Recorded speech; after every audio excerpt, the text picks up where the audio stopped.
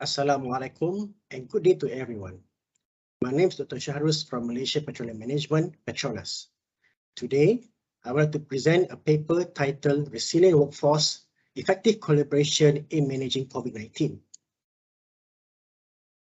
The objective of this presentation is to share the challenges and approach that was taken by Malaysia Petroleum Management, or MPM, in managing COVID-19 and upstream oil and gas operation in Malaysia. Before I begin, I would like to acknowledge the contribution of the co-authors in this presentation. They are Abdul Karim Ujang from Section of Social Performance, Abdul Hafiz Abdullah from Section of Industrial Hygiene, and Zurul Azmil Adam from Section HSE Emergency and Crisis Management. This will be the outline of the presentation. I'll provide an overview of upstream oil and gas operation in Malaysia, the role of Malaysia Petroleum Management, and the challenges and the impact posed by COVID-19 to the industry. Next, I will share the overall response and action plan that were taken to protect the health and well-being of the workforce and at the same time to manage the sustainability of the operations. As an introduction, Petronas is a national oil and gas company which is built as an integrated value chain that helps to create job opportunities for many contractors and international players. As a national company, Petronas contributes 20% of the national gross domestic product, or GDP. Oil and gas production from upstream alone contributes 55% revenue to Petronas, and this is operated by 30,000 offshore and remote onshore workforce in Malaysia. It is indeed a mass operation all over the country. Now, the Petroleum Development Act 1974, or PDA, vested Petronas with the entire ownership in and the exclusive rights, powers, privileges of exploring, exploiting, winning, and obtaining petroleum, whether onshore or offshore of Malaysia. Now, these duties is executed by Petronas Malaysia Petroleum Management, also known as MPM. MPM is entrusted with the responsibility of managing and steer the overall exploration and production activities in Malaysia, including to promote exploration investment and facilitate the development and production activities while protecting the national interests. Now let us talk about pandemic COVID-19. As we are aware, the global pandemic COVID-19 has affected nearly every population on this planet. Based on the analysis by Johns Hopkins University, global case fatality rate, or CFR, during the pandemic of COVID-19 is 7.5%, with Malaysia at 1.07%. Now, during this period, oil and gas are among top industries that were severely affected. Organization for Economic Cooperation and Development, or OECD, projected that oil and gas revenues for key producers will drop to as low as 50% in 2020. True enough, in 2020, worldwide demand for oil fell rapidly as government closed businesses and restricted travel due to COVID-19 pandemic. MPM faced many challenges in managing upstream oil and gas operations. Following the issuance of Movement Control Order, or MCO, by Government of Malaysia, several restrictions and procedures were put in place. This has directly and indirectly severely disrupting the operations and well-being of the workforce. Economic disruption has led to loss of work opportunities, project disruptions, and loss of manpowers. As the workforce need to be under a long quarantine before and after leaving the offshore facilities, we also observe significant rise of mental health, fatigue, and grievances. Concern on COVID-19 public health management, fast pace and fluidity of the situation, plus different direction by relevant authorities have led to many uncertainties to all. We were left in the dark as there were no specific references were available to manage the situation, not to mention those who died due to severe complications of COVID-19. Now, how do we respond? Petronas Pandemic Preparedness and Response Team, or PPRT, was formed right after declaration of COVID-19 as Public Health Emergency of International Concern, or PHEIC, by WHO. For upstream operations, MPM PPRT has taken the lead and worked closely with authorities and external stakeholders to manage while maintaining its alignment with Malaysian government and Petronas requirement. Now, with declaration of COVID-19 as pandemic, in 11 March 2020 and issues of MCO, all critical operations were managed with minimal manpower and majority are required to work from home. It was a yo-yo kind of situation, especially during Delta and Omicron waves. But along the way, the team worked continuously together to ensure minimal impact towards the operation and national GDP. The team also meets virtually on a daily basis with the leaders to discuss the situation and desirable action plan that needs to be taken. Now, the main activities of MPMPPRT are described here. Firstly, we collaborated together in standardization of signposts, of sign-on and sign-off requirement at embarkation point. It is basically a procedure to ensure the workforce are free from COVID-19 before and after leaving offshore facilities. Now, the government has enacted this requirement under Annex 9 of MOH COVID-19 guideline, where it specifies duration and location of quarantine, as well as method of COVID-19 testing. Ideally, this should be followed by all. However, state authorities have different implementation and concern, especially in Sabah and Sarawak. Another issue is that Annex 9 used to be very stringent as personnel need to be under exceptionally long quarantine period, which has given rise to mental health issues. On top of that, requirement on RT-PCR testing also pose a challenge as it was costly, slow turnover rate with high sensitivity as it also detects past infection within the last 3 months. It causes a lot of administrative issues between contractors and state health authorities. Also, concern on perception of RT antigen testing, where many thought it is less superior than RT-PCR. Now, following these issues, MPM has conducted periodic situation analysis together with contractors and state authorities. Based on the findings, latest sign-on and sign-off requirements were communicated via MPM directive from time to time to ensure good standardization. MPM has also proposed several recommendations to MOH, considering available scientific evidence and best practices. Secondly, several technical directives and guidelines were issued to all upstream contractors. As I mentioned, there were different directions given by different authorities. Now, MPM are required to analyze, to verify, and to standardize the direction for all upstream contractors.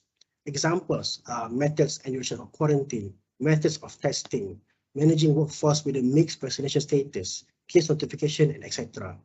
To date, there are more than 20 directives produced by MPM. Now, the guideline, on the other hand, describes end-to-end management for specific upstream operations. Examples are mitigation measures for transporting workers via land, marine, and air, the PPE requirements, methods for cleaning and disinfectants, measures at offshore facilities such as the common area, the gym, barges, and management of the sick bay and the isolation area, and etc. It also describes principle of return to case management for workforce who recently affected with COVID-19. The guideline has undergone 9 revisions as of today. Now, case management talks about how we manage suspected case and close contact at the offshore facilities. Now, considering the offshore workforce as a critical economic frontliners and also knowing the unique offshore environment, the process was developed by reviewing and adopting case management for healthcare workers by CDC and MOH Malaysia, specifically in Annex 1, 2, and 21 of COVID-19 guideline. For upstream contractors, it really helps in the risk stratification process on suspected case, on close contact, and to decide the way forward in the management. Now, the case management is also presented and discussed with health authorities and upstream contractors for better concurrence. Now, these are just some live evidence on how COVID-19 has been managed in upstream onshore and offshore facilities. As you can see, surgical face masks and physical distancing have become a new PPE. Symptoms and temperature screenings are mandatory requirements before entering and leaving the facilities. Risk communication on personal hygiene, health declarations, compliance with SOP has been issued regularly to all employees and contractors. Virtual engagement and physical visits were conducted on a regular basis with intention to provide necessary support to the contractors. On top of that, COVID-19 assurance was also conducted among the contractors to strengthen the compliance to relevant requirements. Now, let's talk about Green Bubble. Green Bubble, or GB, refers to dedicated areas identified by business as a critical operations or project, where a screening group of workers are isolated for a specific period from the community who are high risk of COVID-19 transmission. Now, the principle behind this is to set a safe zone or bubble in each facility where there is zero risk of transmission.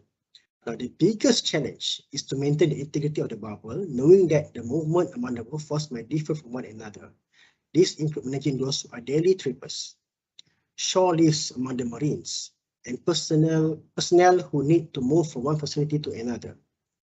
Now, basically, the mitigation measures behind this GB are more or less the same. It's about testing, quarantine, temperature scan, and symptom screening, etc. But the difference is how we communicate and enforce and monitor for specific work group until the completion of their tour of duty. On top of that, digital tracker known as MyPad was developed to track the movement of the workforce. This app is more or less like MySejahtera that we used to have, where it has specific function to update the health declaration and the vaccination status.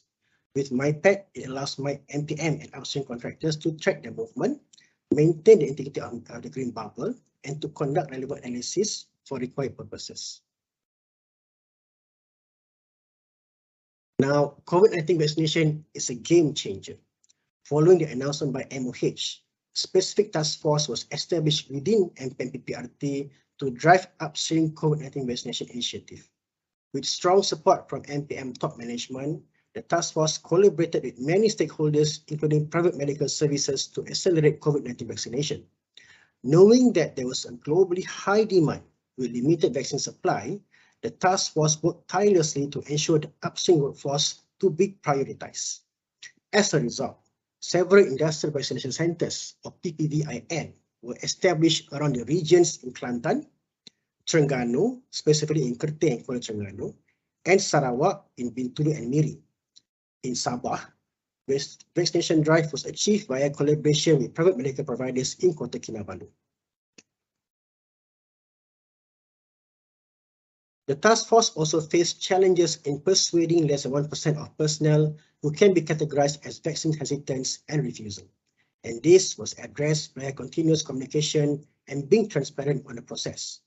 Weekly tracking and continuous reminders and risk communication were conducted among the upstream contractors. And to accelerate the process, the task force conducted risk assessment and facilitate the contractors for the first ever COVID-19 vaccination in offshore facilities. This has greatly assisted the workforce who wanted to have the vaccine but unable to do so as they are still in their tour of duty. Now, with all the challenges, the task force managed to achieve more than 99% of the upstream workforce to be fully vaccinated.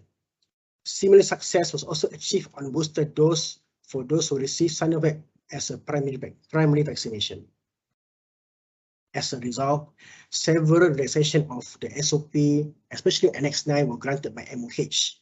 This has allowed more manpower to be brought to the facilities, increase the productivity, and speed up the completion of the work and relevant projects. From health perspective, we have also observed significant reduction on hospitalization and death case among the workforces. This again is not possible without strong collaboration between MPM and the stakeholders who are from federal and state government authorities, Petroleum Arranged Contractors or PACs, and Oil and Gas Marine Service Providers Association.